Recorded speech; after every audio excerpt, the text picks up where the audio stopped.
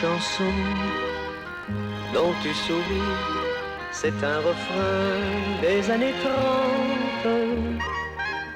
Les paroles s'en sont enfuies, perdues par-delà l'an 40. On ne la joue plus du tout, et seule encore ma mère la chante, en cherchant les yeux clos d'un doigt sur le piano. C'était le temps de ses 20 ans. Regarde comme ma mère était belle sur cette photo au bord de l'eau, dans sa drôle de robe en dentelle. Cette photo dont tu souris, c'est un cliché des années 30. C'est mon père qui l'avait pris avant de partir en 40. On m'a dit qu'il s'est perdu un soir dans la grande tourmente. La photo a jauni, elle a bien vieilli. La la la la la la la la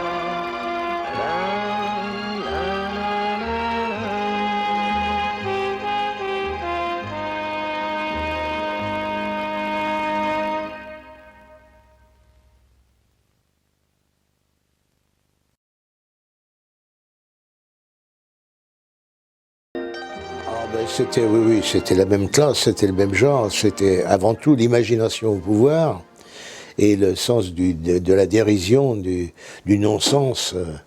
Ils se faisaient virer ensemble, d'ailleurs régulièrement, que ce soit d'Europe numéro 1 ou de Radio Luxembourg, parce que leur sketch d'un seul coup partait dans des directions qui ne plaisaient pas. C'était pas dans ce qu'on appelle le politiquement correct. Il y avait d'ailleurs un sketch qu'ils avaient fait Napoléon en vélo qui leur avait coûté très cher. Ah ben ça n'aurait pas coûté cher, ils ont été virés séance tenante. Le sketch est passé à la radio, le soir même ils étaient virés de la télévision. C'était une émission, il s'appelait 1 égale 3 je crois, ou 1 plus 1 égale 3, je crois, quelque chose comme ça.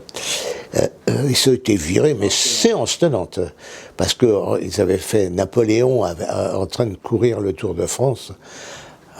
Il y avait crime de lèse-majesté, de lèse-corse, enfin tout ce qu'on voulait.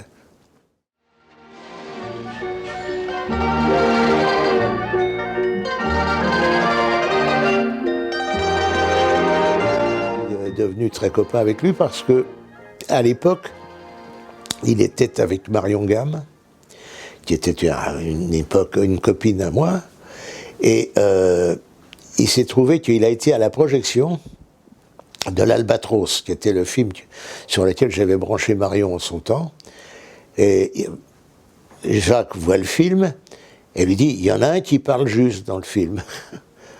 Bon, j'étais très flatté, parce qu'elle dit, mais c'est mon copain Roger, on n'a pas l'impression qu'il joue, etc. Bon, ce qui était très flatteur pour moi, j'avoue. Je reconnais humblement, mais ça m'a fait très plaisir. Et elle dit, si tu veux, je te le présenterai.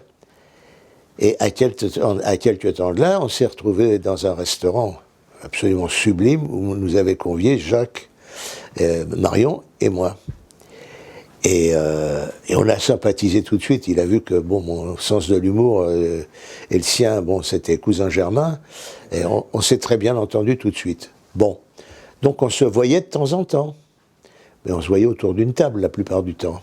Soit ailleurs, soit chez lui, enfin bon. Ce qui était déjà pas mal, parce qu'une table avec Jacques Martin. Oh là là, déjà au restaurant on y mangeait d'une façon sublime, mais quand c'était lui qui descendait en cuisine, il disait « j'entre en cuisine », comme il disait « j'entre en religion ». C'était somptueux, somptueux. Et il s'est trouvé qu'il a préparé un film comme metteur en scène, qui s'appelait « Na ». Alors ce qui est intéressant, c'est que donc Jacques Martin, pluridisciplinaire, mais ça va être son seul film. Alors. C'est le seul film qu'il ait fait, oui, absolument. Et c'était un film sur les vieux, enfin parce qu'il aimait bien les vieux comédiens en plus. Et là, c'était une sorte de révolte de vieux comédiens, de retraités plutôt, des retraités qui, n'arrivant pas à joindre les deux bouts, décident de commettre un hold-up. C'était charmant. Et il y avait des personnages. Alors il y avait Georges Samara, il y avait Lucien Rimbourg, Teddy Billis. Une superbe palette d'acteurs. Il y avait du beau linge. Alors, quand on a fait la post-synchronisation du film, le problème, c'est qu'un acteur avait disparu, c'était Lucien Rimbourg. Avant la fin, son rôle était terminé, mais pour se post-synchroniser, il n'était plus là. Et c'est donc Jacques Martin qui l'a doublé en imitant sa voix, et personne n'y a vu du feu. Hein. Ah, c'était un personnage aussi, Rimbourg, c'était quelque chose. Oui, c'était grand, c'est vraiment mauvais.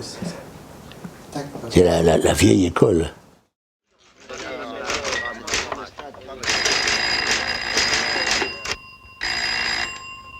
J'écoute. Ah, encore lui. Bon, collez-le au trou avec les autres, je le verrai quand j'aurai terminé.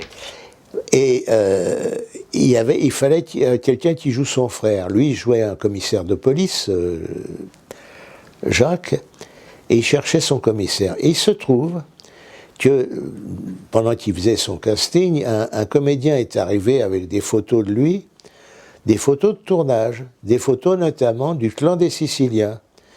Et ce garçon était dans le clan des Siciliens, et sur une photo où je figurais également. Et d'un seul coup, Jacques, il dit, mais le voilà mon frère, pourquoi je le cherche? C'est Roger. Et grâce au clan des Siciliens, cette photo du clan des Siciliens, on voit avec le plateau d'ailleurs. Et on me voit avec le plateau, parce que je faisais le patron d'un hôtel borgne, je me suis retrouvé à faire le frère de Jacques Martin dans Na. Et ce qui nous a mis à faire un tournage au bord de la Méditerranée. Enfin, c'était très agréable, il faut bien le dire. Très, très agréable.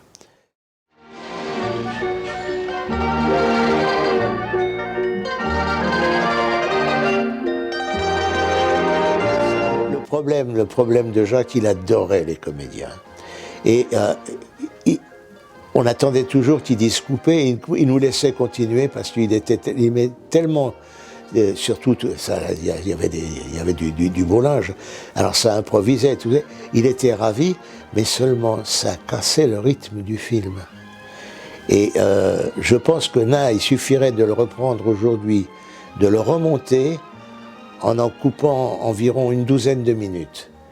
Et ça marcherait du feu de Dieu. C'était un film très charmant et très drôle, en même temps très tendre, et très inventif, c'était très agréable. Et sacré Jacques. On s'était bien amusé sur le tournage. C'était formidable.